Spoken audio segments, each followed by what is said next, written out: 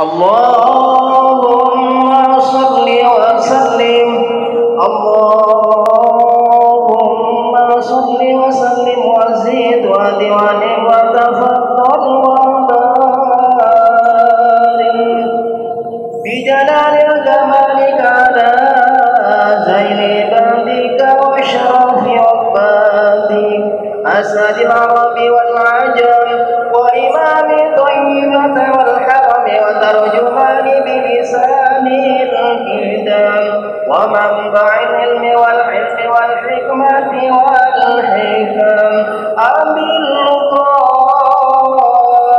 القاسم سيدنا وحبيبنا وشفيعنا ومولانا محمد صلى الله عليه وسلم زده شرفا يا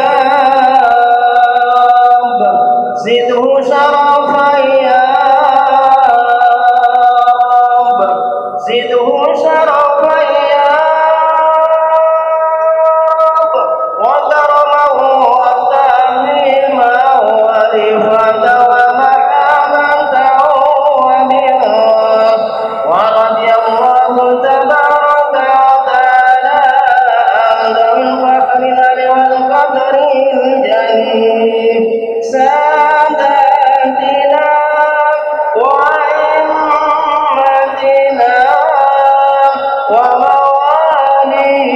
وموالينا أبي بكر وعثمان وعلي وعن بقية الصحابة وقرابة رسول الله صلى الله عليه وعليهم أجمعين والحمد لله رب العالمين.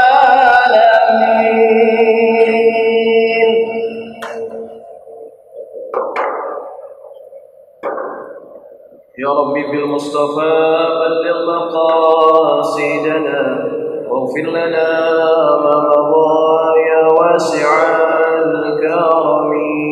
يا ربي بالمصطفى بلغ مقاصدنا واغفر لنا ما مضى يا واسع الكرم.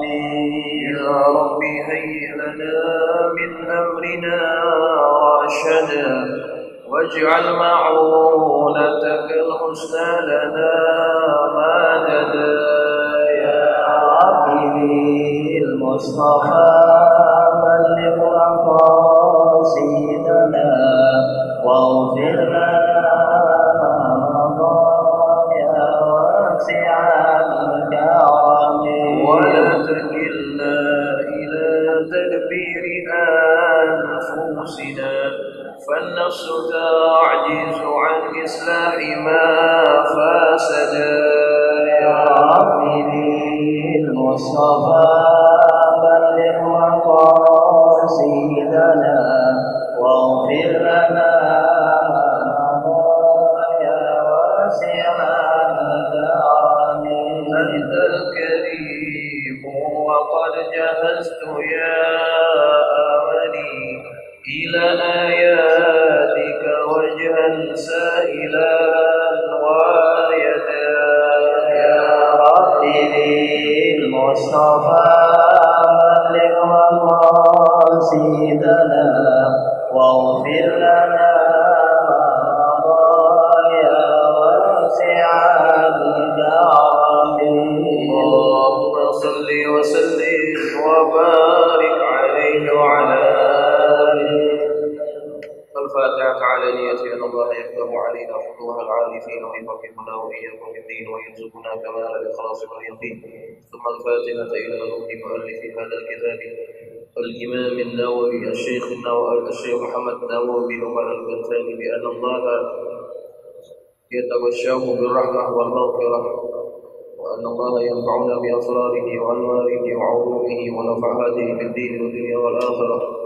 ثم إلى أرواح مشايخنا ومعلمينا وأساتذتنا الحبيب الرحمة سكى وثمن الذي إمام الشافعي هذا من ذنوب أو شكرا من مظلوم في سيف النفس وثمن في حسن مرزقه وثمن الذي كان يدي عبد الله الشافعي بأن الله يتغشاهم بالرحمة والمغفرة وإلى حضرة النبي المصطفى محمد صلى الله عليه وسلم الفاتحة.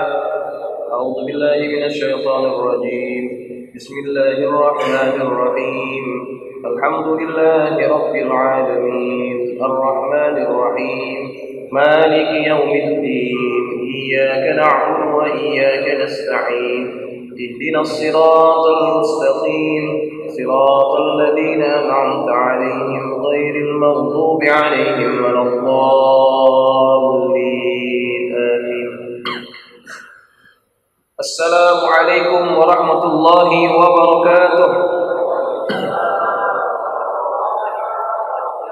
الحمد لله رب العالمين وبه نستعين على أمور الدنيا والدين والصلاة والسلام على أشرف المرسلين سيدنا مولانا محمد وعلى آله وأصحابه أجمعين.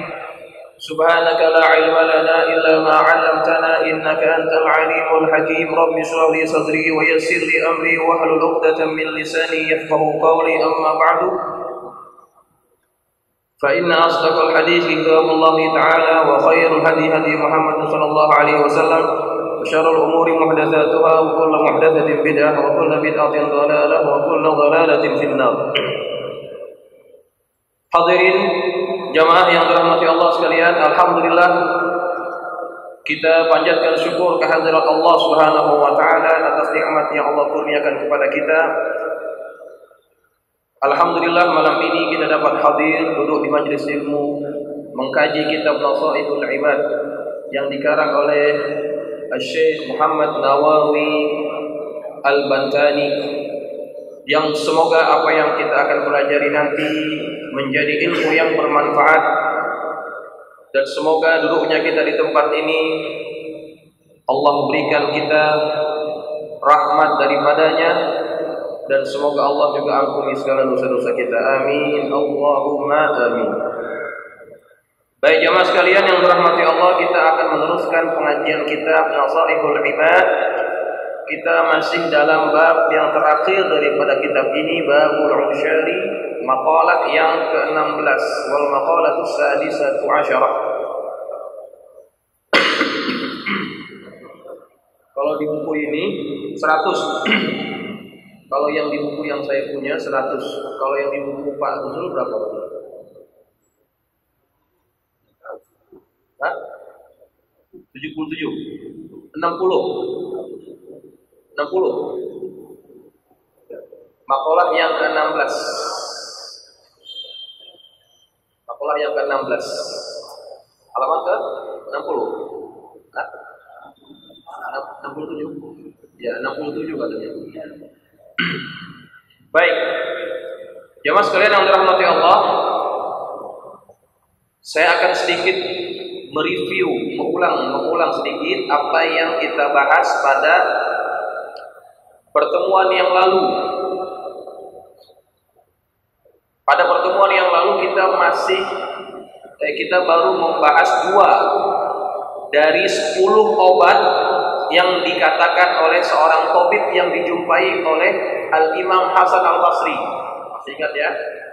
Pada minggu yang lalu kita membaca bahwa Al-Imam Hasan Al-Basri dia berjalan-jalan di kota Basrah bersama seorang pemuda.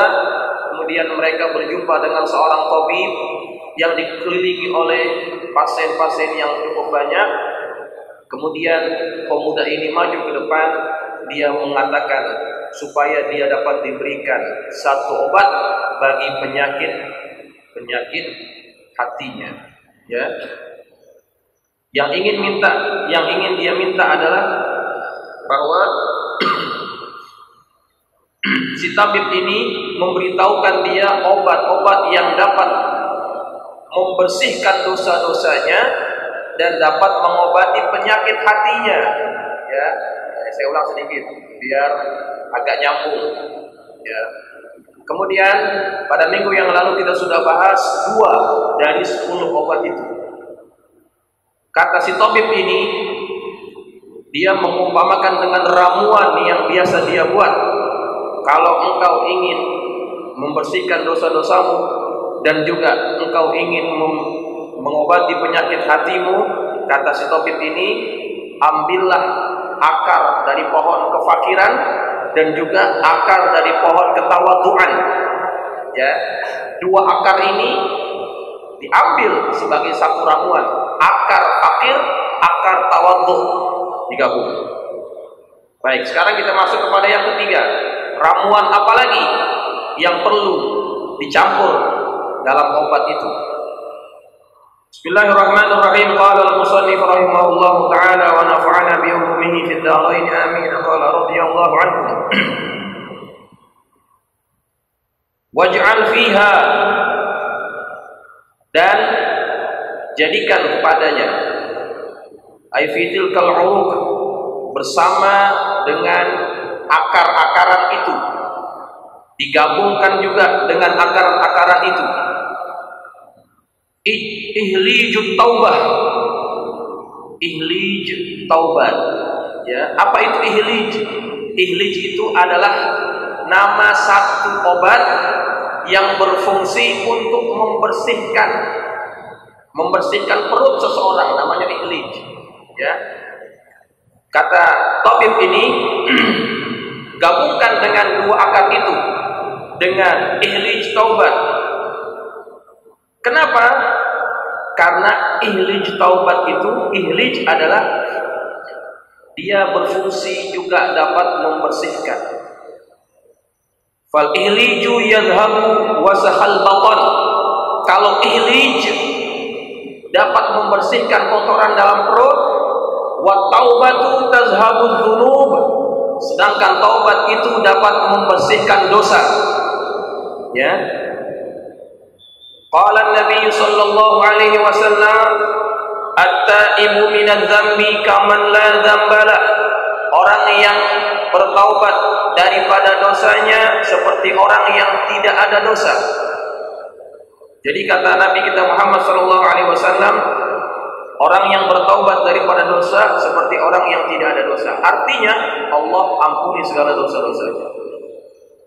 Wa idza ahabballahu 'abdan lam yadurruhu dzambun. Apabila Allah mencintai seorang hamba, maka dosa tidak akan membahayakan dirinya. Baik, jamaah sekalian, obat yang ketiga yang dikatakan oleh si tabib ini, bahwa engkau mesti mencampurkan dalam obat itu, yaitu taubat.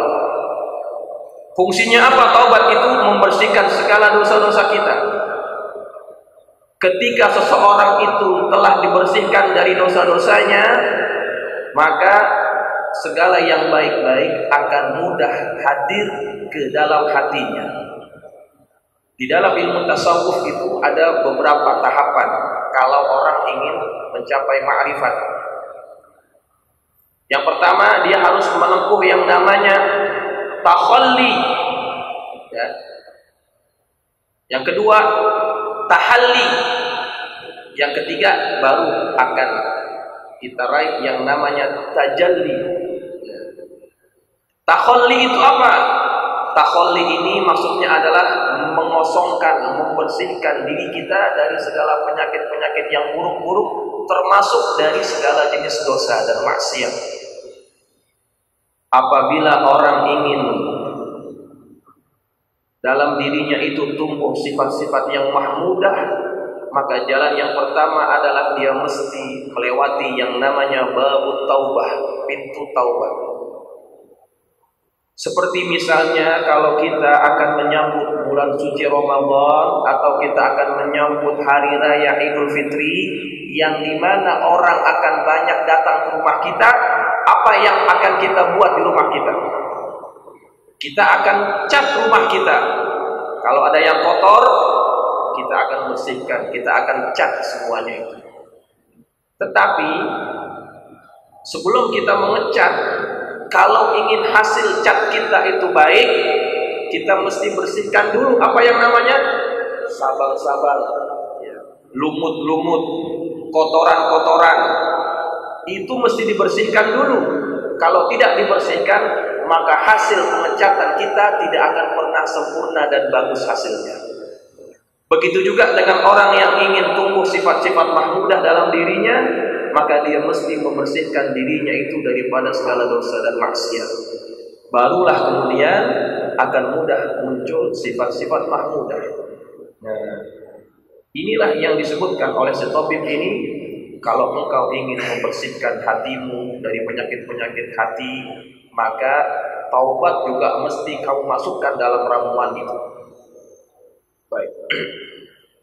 Kemudian itu yang ketiga. Kemudian yang keempat, watruhu ayat ihliju ma'atil kal'uq fiha wa nirridha, fiha wa nirridha.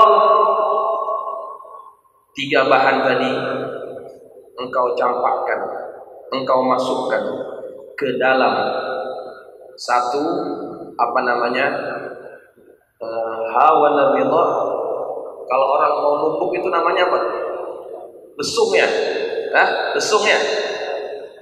Lesung, betul lesung ya? Apa? Palu? Alu ya. Alu ininya alunya. Ininya nih. Lesung kan? Ya lesung. Nah, lesung. Ininya alu. Nah, ininya lesung. Jangan salah. Maka tiga ramuan tadi engkau masukkan ke dalam lesung. Ya. Lesung apa? Lesung ridho. Disumpamakan dengan ridho. Ya. Nah, apa itu ridho? Kata Al-Imam An-Nawawi, ar-ridho sururul qalbi bimurril qadha. Ridho itu adalah gembiranya hati ketika mendapati ketentuan yang pahit. Ridho. Gembiranya hati, senangnya hati ketika kita mendapatkan qadha, ketentuan yang pahit. Kalau kita dapat merasakan itu, baru kita dianggap mempunyai maqam ridha. Kemudian kata Al-Muhasibi, Al-Harith Al-Muhasibi, pengarang kitab Isyaratul Mustarsyidin, ar-ridha itu adalah sukunul qalbi tahta majaril ahkam. Tenangnya hati, tetapnya hati ketika berada di bawah saluran hukum yang terjadi. Ketika menjalani ketentuan-ketentuan Allah berupa hukum-hukum yang Allah sudah tentukan, hatinya tenang, tidak bergejolak. Itu ridha. Itu kata Al-Muhasibi. Satu lagi definisi daripada Ruwaim mengenai ridha, istiqbalul ahkami bil farah, menerima segala ketentuan dan hukum dengan kegembiraan. Nah, ini hampir sama dengan Al-Imam An-Nawawi. Orang baru akan dianggap ridha apabila dia menerima apapun yang pahit dengan perasaan yang gembira. Oh, ini susah. Ya, ini susah. Perlu dilatih. Makanya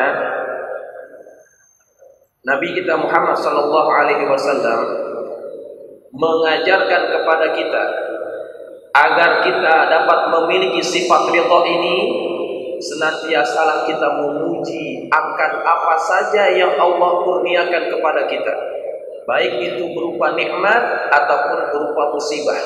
Nabi suruh kita memuji Allah. Gitu. Kalau yang kita dapati berupa nikmat kesenangan, kita sebut dengan satu pujian yang diajarkan Nabi, alhamdulillahi bi ni'matihi tatimmus shalihat. Itu kita dapat nikmat, dapat kesenangan, pujinya begitu caranya. Alhamdulillahi bi ni'matihi tatimmus shalihat. Segala puji bagi Allah, dengan nikmat darinya tatimmus shalihat, sempurnalah segala kesalehan. Kita berharap dengan nikmat yang kesenangan itu dapat membantu kita dalam melaksanakan ketaatan. Apabila yang kita dapat berupa sesuatu yang pahit, kita disuruh juga memuji Allah. Nabi ajarkan pujiannya seperti ini, alhamdulillahi ala kulli hal. sebut. Ya, nanti ya kalau kita dapat musibah, dapat apa saja, sebelum kita nangis, puji Allah dulu. Alhamdulillahi ala kulli hal, segala puji bagi Allah atas segala keadaan. Nih, ketika orang berusaha menghibur dirinya dengan memuji Allah, Allah akan kurniakan kepada dia sifat ridha. Kita mesti ingat bahwa segala apapun yang Allah tentukan kepada kita, pasti itu adalah yang terbaik untuk kita, menurut Allah, bukan menurut kita. Gitu. Sebagai contoh supaya mudah paham, ada seorang anak yang dia ini main di depan ibunya yang sedang merajut. Kalau orang dulu, ibu-ibu dulu suka tuh buat apa yang namanya rajutan-rajutan, sulaman-sulaman, yang kalau sudah jadi ada gambarnya, gambar gunung, gambar pohon, nanti dipajang di rumahnya, gitu. Itu pajangan zaman dulu, rajutan, sulaman, ya. Nah, ketika si ibu ini sedang menyulam, sedang merajut, ini anak main di depan ibunya. Ketika dia sudah bosan, dia dekati ibunya. Kata ini anak, ibu buat apaan itu? Ibu buat apaan itu? Ketika anak ini melihat apa yang dilakukan ibunya, anak itu ada di bawah, ibunya di atas. Yang kelihatan oleh si anak apaan? Tidak ada apa-apa yang nampak. Yang ada hanya tali, apa namanya itu, benang-benang yang serabut gitu ya, benang-benang yang tidak ketahuan apaan gambarnya itu kalau dari bawah. Ya, kata ibunya, kamu main saja, nanti kalau sudah jadi ibu kasih tunjuk, main saja. Nah, ketika anak ini sudah main, ibunya sudah selesai, dipanggil anak ini ke sini. Sekarang kamu lihat apa yang ibu buat dari tadi. Tadi dia lihat dari bawah, nggak kelihatan apa-apa yang indah. Yang ada hanya benang-benang yang tidak ketahuan apaan gambarnya. Sini nak, naik di atas bangkunya, lihat dari atas. Ketika dia melihat dari atas, yang dia lihat adalah keindahan dan kecantikan. Pada waktu dia di bawah, dia berkata kepada ibu, ibu buat apa itu? Kok jelek banget? Gitu katanya. Tapi ketika dia naik ke atas, ucapannya berbeda. Ibu, alangkah indahnya apa yang ibu buat. Kenapa? Dia melihat dari atas. Keindahannya kelihatan ketika ada di atas. Maka begitu juga dengan ketentuan daripada Allah. Segala yang Allah tentukan kepada kita, itu pasti yang terbaik bagi kita. Tetapi manusia kadang-kadang menganggap itu buruk, menganggap itu pahit, karena dia melihat dari kacamata bawah, dari kacamata hamba, maka tidak nampak keindahan itu. Ketika dia mengalihkan pandangannya dari arah atas, dia akan melihat keindahan apapun yang Allah tentukan kepada dirinya, walaupun itu berupa apa? Berupa keburukan-keburukan yang menurut dia itu buruk. Senantiasa indah. Ya. Termasuk yang sekarang menimpa imam besar kita, ya, umat Islam sekarang ini sedang la haula wala quwwata illa billah, di mana kezaliman itu sedang dipertontonkan terang-terangan. Ya, sekarang kita dipertontonkan dengan kezaliman yang terang-terangan, ketidakadilan yang terang-terangan. Imam besar kita pun dipenjara. Namun ketahuilah, sesungguhnya penjara itu bukan sesuatu yang buruk. Tidak selalunya, tidak semestinya setiap mereka yang masuk penjara mereka akan menjadi hina. Banyak orang-orang yang ketika masuk penjara di situ dia mendapatkan kemuliaan. Di dalam Al-Quran Allah menyebutkan seorang nabi yang sebelum menjadi pemimpin di Mesir dia masuk penjara. Ya, masuk penjara. Seandainya seseorang itu mengeluh dengan ketentuannya yang pahit, dia tidak akan pernah nampak keindahan apa yang ada di akhir itu. Kalau kita pelajari daripada sirah perjalanan Nabi Yusuf untuk dia menjadi pemimpin Mesir, itu melewati ujian yang semuanya pahit. Betul tidak? Dari awal dia sudah dibuang oleh keluarganya, dimasukkan ke dalam sumur, sengsara, susah. Kemudian diambil oleh saudagar yang lewat di sumur itu, dibawa ke Mesir, dijual, susah lagi. Kemudian hidup sebentar dalam keadaan enak di rumah salah seorang pembesar di Mesir. Namun tidak lama kemudian dia difitnah, susah lagi. Setelah difitnah masuk penjara, susah lagi. Coba lihat, susah demi susah demi susah demi susah, semuanya mengumpul. Tetapi itulah cara Allah yang supaya Yusuf itu sampai ke Mesir. Caranya dengan begitu. Kalau tidak melalui dibuang dalam perigi, dalam sumur, tidak akan ada orang yang bawa dia ke Mesir. Begitu cara Allah mendidik seorang hamba. Barangkali ini juga adalah cara Allah mendidik dan juga melatih jiwa imam besar kita Al-Habib Muhammad Rizik Syihab, sehingga nanti setelah ini dia akan menjadi orang yang lebih hebat lagi, yang lebih besar lagi. Percaya, yang namanya kebenaran tidak akan pernah kalah dengan kebatilan. Kita tinggal tunggu saja. Segala kezaliman, walaupun manusia tidak berbuat apa-apa, tidak bisa buat apa-apa, Allah yang maha mengetahui, Allah yang maha melihat, Allah yang maha membalas setiap perbuatan manusia. Bukan hanya nanti di akhirat, di dunia pun Allah akan tunjukkan balasannya itu. Tunggu saja.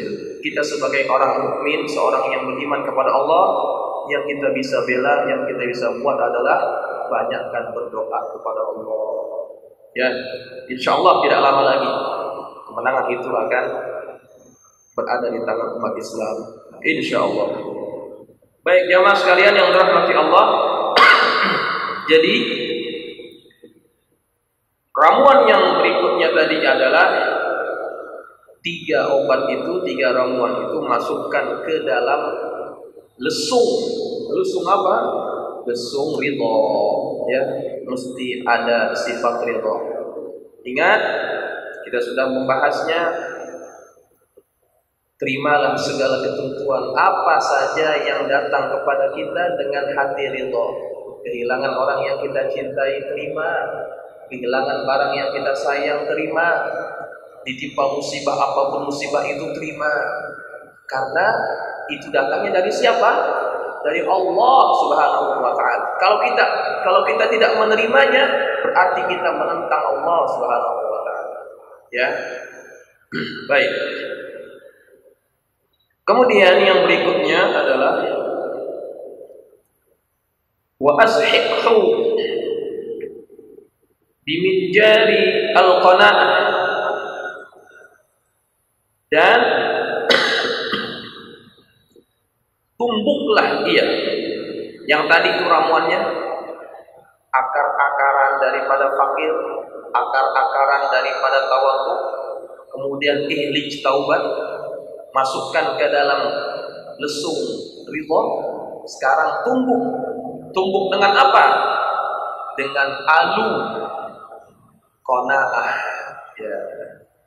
Yang menumbuknya adalah qanaah, campur dengan sifat qanaah. Apa itu qanaah? Qanaah adalah tarkut tasyawufi ilal mafqudi wal istighna bil mawjudi. Qanaah adalah meninggalkan pandangan, meninggalkan keinginan kepada apa-apa yang kita tidak punya, dan kita merasa cukup dengan apa yang ada. Itu qanaah namanya. Ya. Tinggalkan pandangan kita, keinginan kita terhadap apa yang kita belum punya, dan merasa cukuplah dengan apa yang kita sudah ada. Itu qanaah. Ya. Sebelum kita punya keinginan yang banyak, syukuri dulu apa yang ada. Ya. Nerimo kata orang Jawa gitu. Nah, ada satu makalah. Waqala Abu Sulaiman Ad-Darani, berkata Abu Sulaiman Ad-Darani, al-qana'atu minar ridha bimanzilatil wara minaz zuhdi. Qanaah, posisi kedudukan qanaah terhadap ridha seperti kedudukan wara terhadap zuhud. Fal qana'atu awwalur ridha wal wara awwaluz zuhdi. Qanaah itu permulaan daripada sifat ridha, dan wara adalah permulaan daripada sifat zuhud. Tadi kita bahas apa? Ridha kan? Nah, jendela ataupun pintu kepada ridha itu adalah kita mesti melewati yang namanya pintu qanaah. Kalau orang punya sifat qanaah, maka dia akan lebih mudah mempunyai sifat ridha. Syukuri apa yang ada. Jangan terlalu kita terobsesi. Jangan terlalu kita terbelenggu dengan keinginan-keinginan yang banyak.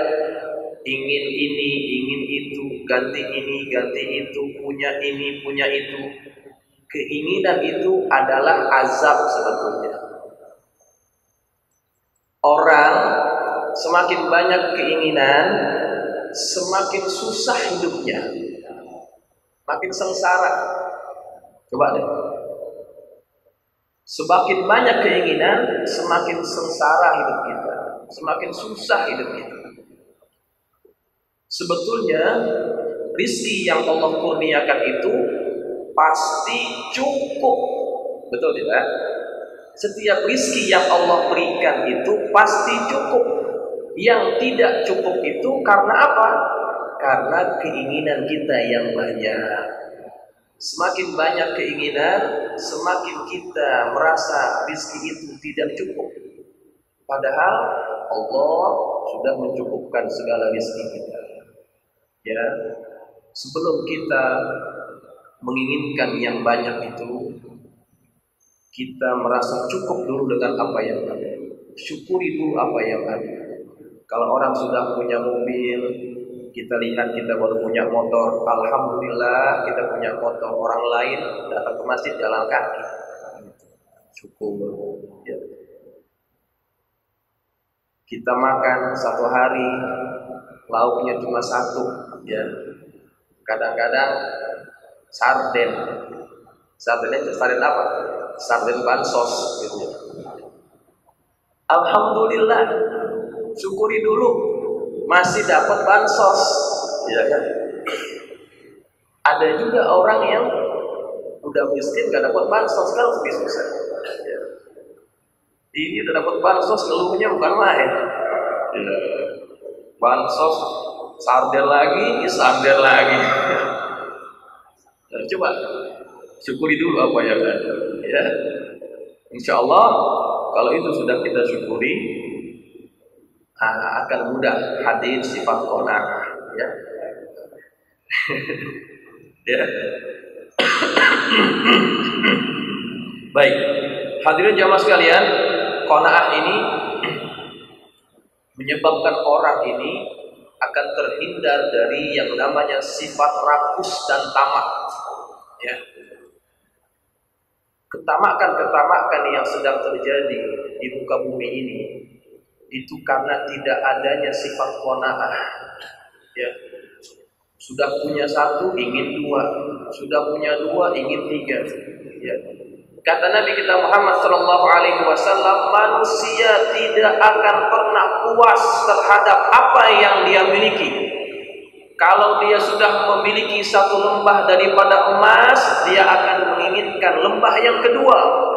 Berterusan keinginan itu sampai mulutnya disumpal dengan tanah, baru berhenti keinginannya itu. Alias apa? Mati. Ketika dia mati, maka berhentilah segala hasrat dan keinginannya itu. Ya, baik. Memang hidup itu perlu dinamis, tetapi jangan sampai menyebabkan kita kehilangan sifat qanaah. Ya, sahabat-sahabat Nabi yang kaya, mereka maju, hidupnya dinamis, tetapi kekayaannya itu senantiasa juga mereka pelihara dengan adanya sifat qanaah. Ya, sifat rasa cukup terhadap apa yang Allah telah berikan kepadanya. Baik jamaah sekalian yang dirahmati Allah, kemudian ramuan yang berikutnya, tahapan berikutnya adalah setelah semua ramuan yang tadi ditumbuk dengan palu, dengan alu daripada qanaah, kemudian waj'alhu fi qidrit tuqa, bumbunya yang sudah halus masukkan ke dalam kuali ketakwaan. Wah, ini siap mau dimasak. Ya. Yang tadi semua tadi masukkan semuanya ke dalam kuali qidrit tuqa, kuali ketakwaan. Ya. Qala Abu Abdullah Ar-Ruzbadi, berkata Abu Abdullah Ar-Ruzbadi, at-taqwa, takwa itu adalah mujanabat ma yab'aduka anillah, ma yab'aduka anillah. Takwa adalah menjauhkan segala sesuatu yang dapat menjauhkan kita daripada Allah. Ya, takwa itu menjauhkan dari kita segala apa-apa yang dapat menjauhkan kita daripada Allah. Qala Ibnu Abbas, berkata Ibnu Abbas, littuqa, bagi ketakwaan itu zahirun wa batinun, ada aspek zahir dan ada aspek batin. Ketakwaan itu ada yang zahir, ada yang batin.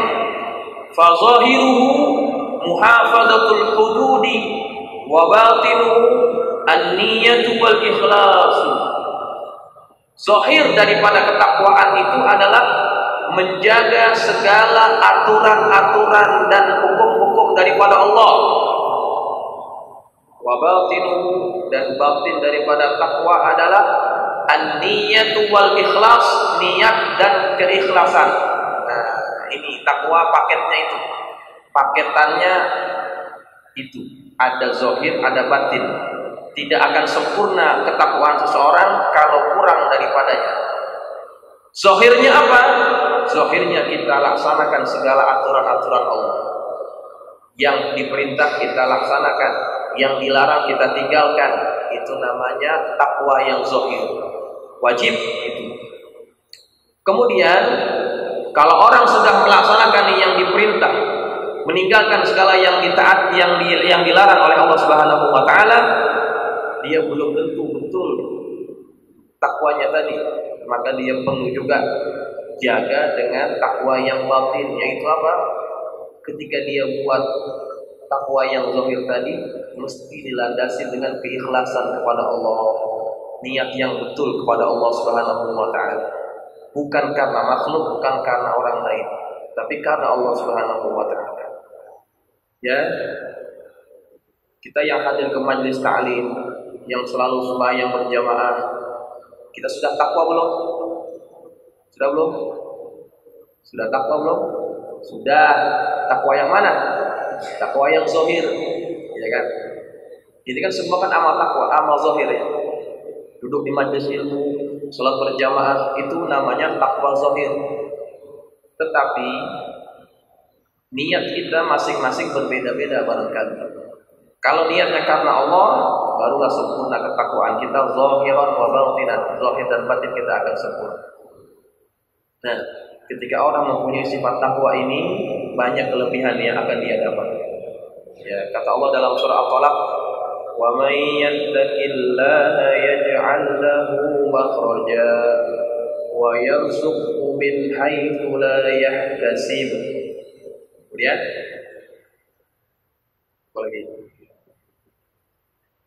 Kata Allah Subhanahu wa taala, barang siapa yang bertakwa kepada Allah, yaj'al lahu makhraja, Allah akan jadikan kepadanya jalan keluar dari setiap masalah yang dia hadapi. Wa yarzuqhu min haitsu la yahtasib, dan dia akan diberikan rizki dari jalan yang dia tidak sangka-sangka. Ya. Jadi ini jadikan pegangannya. Kata orang ini ayat namanya ayat 1000 dinar. Ya. Ayat 1000 dinar. May tawakkal 'alai falwasu innallaha balighu amri. Sampai akhir ayat itu. Surah Al-Talaq, lihat di situ. Kalau kita lihat di warteg-warteg nih, rumah makan banyak yang ditempelin di ayat. Ayat 1000 dinar dijual lagi sama orang, ditempelin di rumah makannya, di wartegnya, di kiosnya. Katanya apa? Pelaris,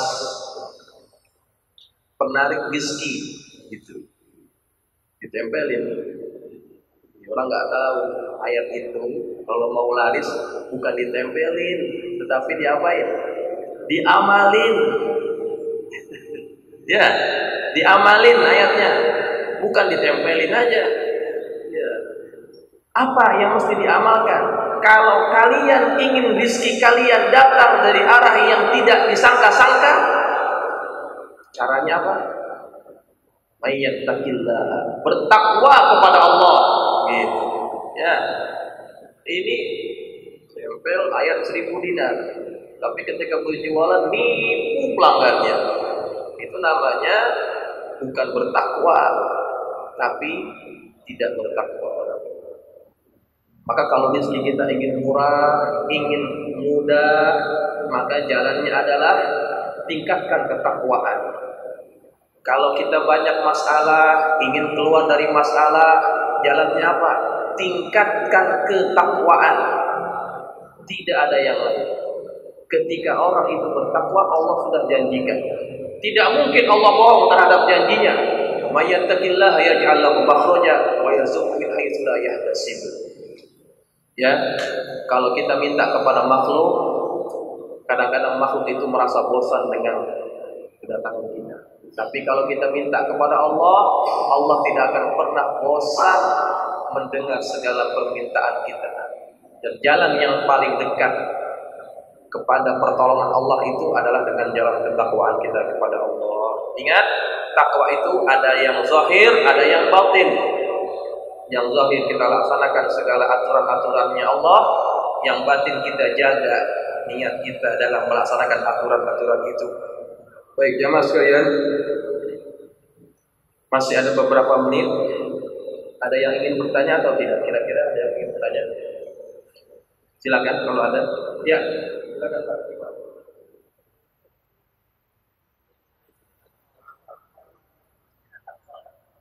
Ya. Udah. Ya, udah jauh datang lagi. Ya, silakan Pak. Assalamualaikum warahmatullahi wabarakatuh. Waalaikumsalam. Begini Pak Ustaz, tadi saya minta pengertian kepanjangan konaan. Yang konaan ini kepanjangannya sebetulnya apa gitu? Apa? Artinya dari konaan. Konaan. Ya, ya itu aja Ustaz. Assalamualaikum warahmatullahi wabarakatuh. Waalaikumsalam.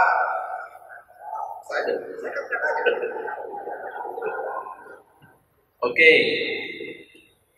Arti qanaah itu secara bahasa ataupun kita terjemah secara mudahnya adalah merasa cukup terhadap apa yang ada, merasa cukup atas apa yang Allah telah berikan. Itu qanaah namanya. Pengertian yang tadi disebutkan oleh sebagian ulama, qanaah itu adalah meninggalkan pandangan terhadap segala keinginan-keinginan dan merasa cukup dengan apa yang ada. Itu qanaah. Ya, itu maksud daripada qanaah.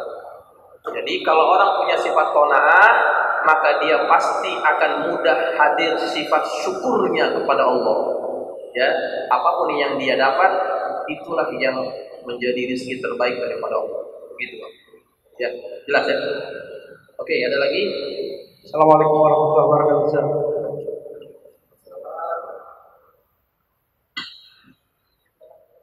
Ustaz, mau tanya, kalau tadi sifat qanaah kita sudah menerima apa yang sudah menjadi kebutuhan dan kita tidak lagi menengok kepada apa yang tidak.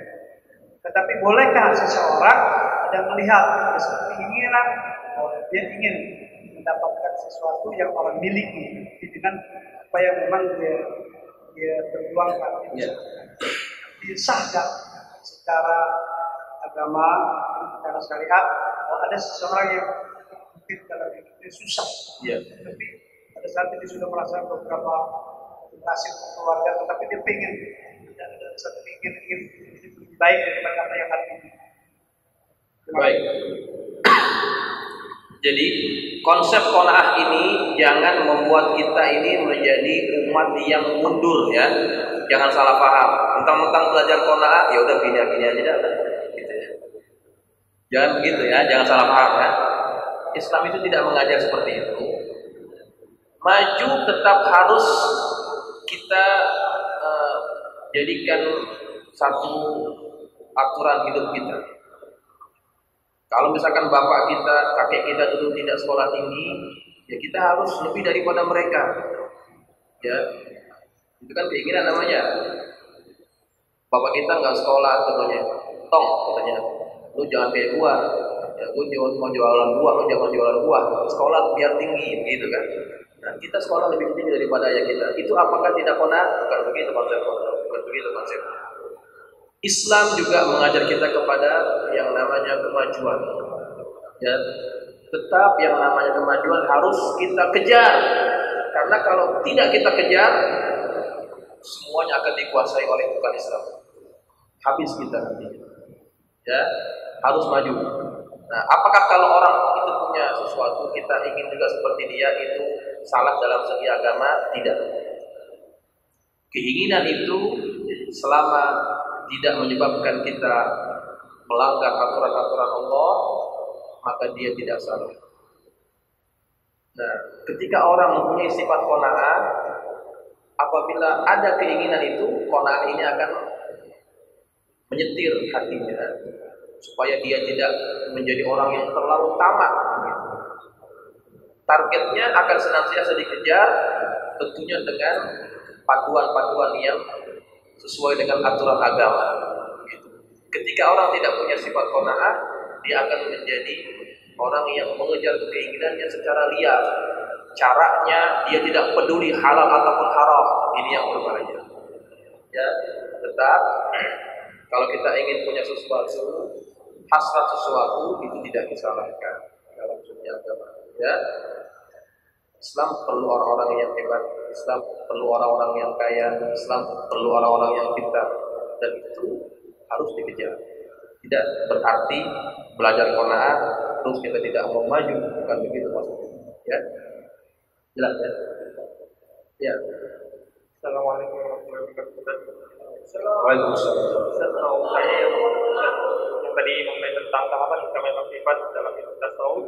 Yang pertama tadi ada tahalli dan tajalli. Boleh kembali. Tahalli dan tajalli. Ya.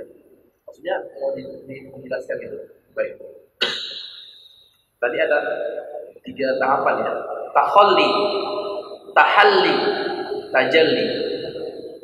Takhalli ini maksudnya secara mudah ya, secara sederhana. Takhalli ini adalah mengosongkan, membersihkan hati kita dari segala yang buruk-buruk. Takhalli, membersihkan hati kita dari segala yang buruk-buruk. Nah, ketika yang buruk sudah hilang, sudah bersih, kita naik kepada tahap yang satu lagi yang namanya tahalli. Apa itu tahalli? Menghiasi hati kita dengan yang baik-baik, begitu. Menghiasi tahalli. Kalau misalkan di taman di depan rumah kita ada tanah kosong yang tidak terawat, banyak ilalang, banyak rumput-rumput liar. Maka kalau kita ingin indah, bersihkan dulu rumput-rumput liarnya, bersihkan dulu ilalangnya. Baru setelah bersih, kita tanami dengan bunga-bunga, kita tanami dengan hiasan-hiasan yang indah-indah. Itu namanya tahalli. Ya, tahalli, tanami. Ya, sesuatu yang ditanam kan tidak langsung indah ya. Sesuatu yang ditanam kan tidak langsung indah. Kalau bunga mungkin dari bijinya dulu, dari anaknya dulu. Nanti ketika dia sudah sampai waktunya baru akan tumbuh bunga. Nah, bunga ini namanya tajalli.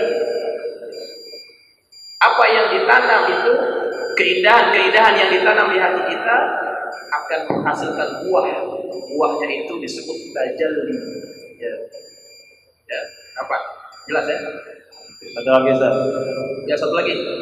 Assalamualaikum warahmatullahi wabarakatuh. Waalaikumsalam. Ini saya mau tanya Ustaz, di luar jalur Ustaz. Di luar jalur? Jalur apa? Tadi kan Ustaz nyinggung masalah warteg Ustaz. Warteg. Iya. Jadi ini yang saya pernah dengar. Pedagang itu kan bukan warteg doang Ustaz. Iya. Pedagang yang lain, kemudian banyak para pedagang kan bisa penglaris gitu. Tapi mereka nggak, saya dengar ada yang bukan melalui dukun mati, jadi mereka melalui ustaz atau ustaz dan seperti itu. Mereka berani bayar itu Ustaz. Itu dibalas satu hukum. Misalkan gini, itu berarti kan warung saya nih itu kami, saya berani bayar. Tapi memang ada itu. Iya. Baik. Oke. Jadi banyak terjadi di masyarakat. Ada orang yang ingin melariskan dagangannya, bukan hanya warteg ya. Ini minta maaf nih kalau ada yang dengar nih tukang warteg ataupun yang dengar siaran ini, bukan hanya orang warteg ya. Semuanya juga ada kecenderungan kepada itu.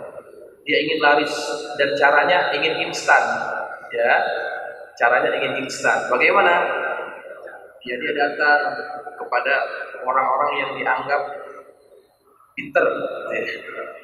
Orang pinter. Tahu istilahnya dari mana datangnya orang pinter? Datang kepada orang ini, ya dia ngakunya bukan dukun, dia ngakunya ustaz, gitu ya. Kemudian minta sesuatu supaya dapat melariskan dagangannya. Kemudian dia minta mahar, bayaran. Berani nggak bayar sekian? Kalau berani, saya akan tolong warung kamu jadi laris. Begitu. Hati-hati, jangan sampai terpedaya, jangan sampai kita tertipu. Banyak ustadz yang padahal mereka adalah dukun. Ya, sebab zaman sekarang tampilan ustadz dengan tampilan dukun itu hampir-hampir mirip.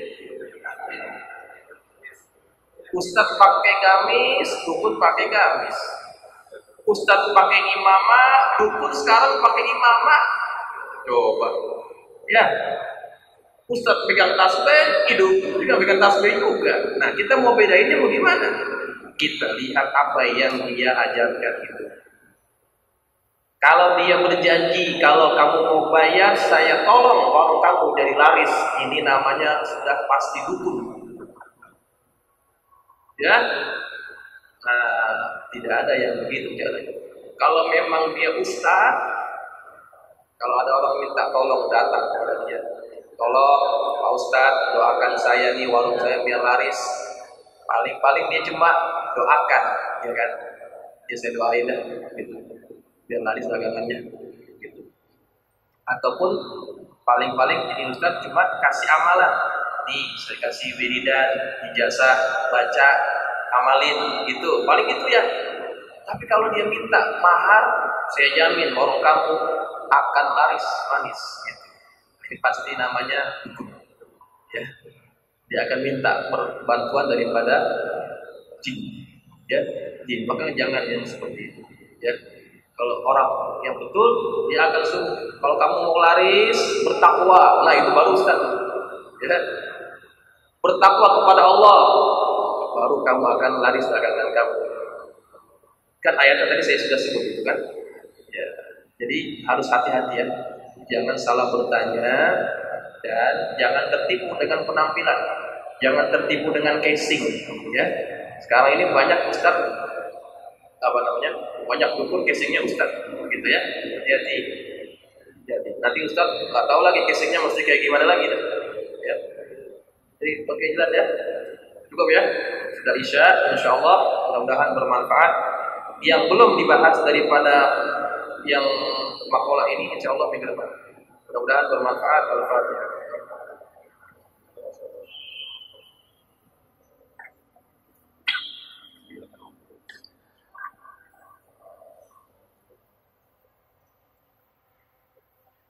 Bismillahirrahmanirrahim. Alhamdulillahirabbil alamin. Wassalatu wassalamu ala asyrafil mursalin sayyidina Maulana Muhammadin wa ala alihi wa ashabihi ajma'in. Allahumma anfa'na bima 'allamtana wa 'allimna ma yanfa'una. Allahumma zidna wa la tanqusna wa akrimna wa la tuhinna wa 'atina wa la tahrimna wa azirna wa la tughfir 'alaina wa 'ardina warḍu 'anna. Allahumma inna nas'aluka bi haqqi Fatimata wa abiha wa ba'liha wa biha iftah 'alaina wa 'ala awladina wa talamidina futuh al-'ali fi faqina wa iyyakum fi din wa subhana kamal al-ikhlas wal yaqin. Allahumma arzuqna fahma nabiyyin wa hifdhal mursalin wa ilham al-malaikati wa qarrab bi rahmatika ya arhamar rahimin. Allahumma ij'alna min alladhina يستمعون القول فيتبعون احسنه. صلى الله على سيدنا محمد وعلى اله وصحبه وسلم. الحمد لله رب العالمين. السلام عليكم ورحمه الله وبركاته.